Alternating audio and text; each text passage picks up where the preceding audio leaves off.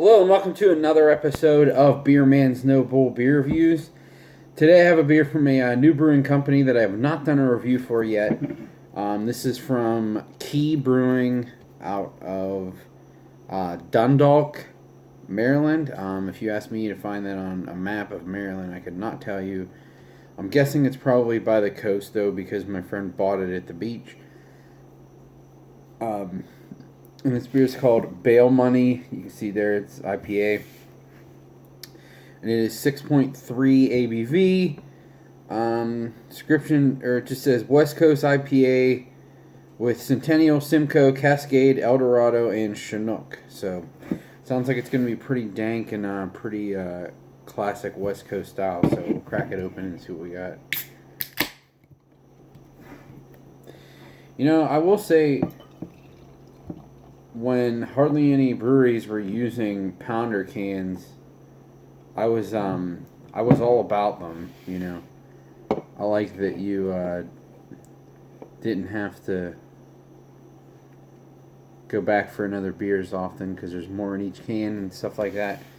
But anymore, I kind of actually prefer the breweries that are still using the 12-ounce cans.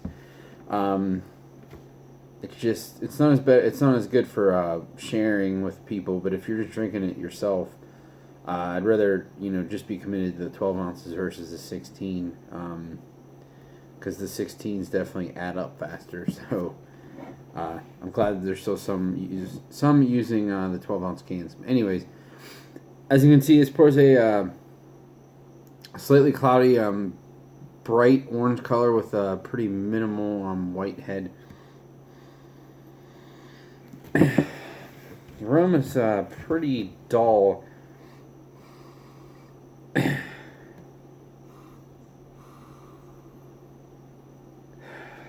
little like eucalyptus character. Some lemon. A little bit of oxidized hops, unfortunately. Some caramel malt. I'm trying to think, what else? It just almost has like this musty smell to it, too.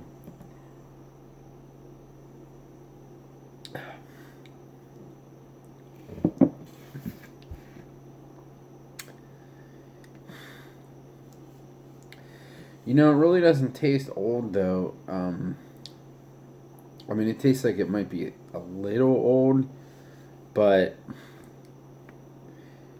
it's not oxidized enough where I think that this was like really good fresh.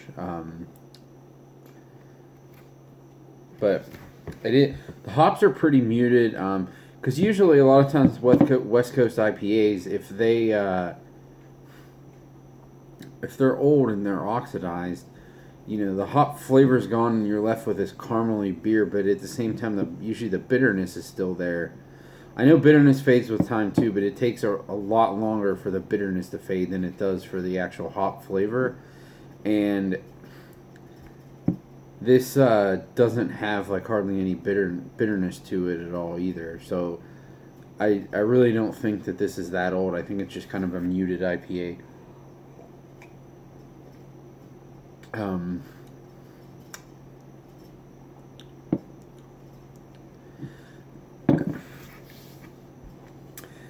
It is. I will say it's really nicely balanced. Like I said, there's not that residual bitterness, but it's not overly sweet either.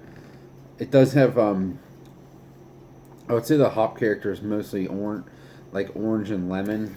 Definitely not really getting. I mean, it's more like earthy and herbal than it is dank.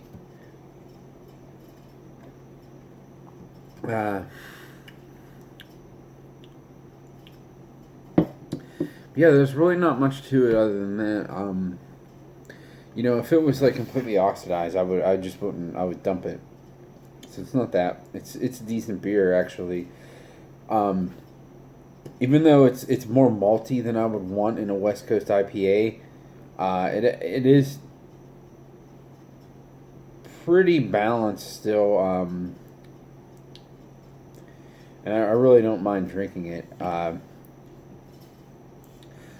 I mean, when Fathead's Headhunter exists, like, I can't imagine any reason to ever buy this. But it's not a bad beer. I'll drink it. Maybe if it was, like, super cheap, I don't know, like $10 a 6-pack or something like that, it might be worth it. But I don't know what it costs. I'm guessing it's not that cheap anyways. So on my scale of buy, drink, dump, I'm just going to give this one a drink. I would not buy it again.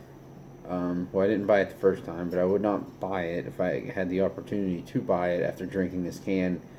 Because there's just better stuff available pretty easily. But it's not a bad drinker, so if you see it at a bar that doesn't have an amazing tap list, I would recommend trying it because it's not bad. I think that's all I got in this one. Please like, comment, subscribe. Let me know what you think, and I look forward to doing the next one. Thanks.